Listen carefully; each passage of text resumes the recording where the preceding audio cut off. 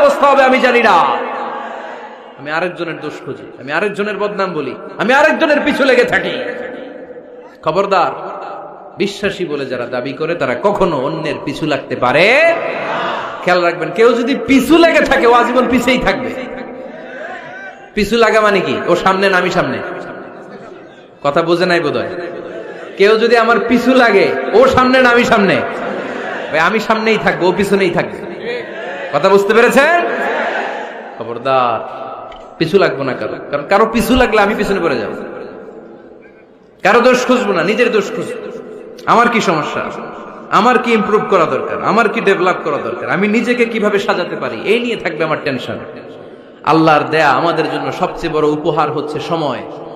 আল্লাহ আপনারা এত কিছু দিয়েছে, এর মধ্যে সবচেয়ে দামি কোন জিনিসটা দিয়েছে জানেন? সময়। কি দিয়েছেন? আমাদের জীবনের সবচেয়ে দামি জিনিসটা এই সময়টা। আমরা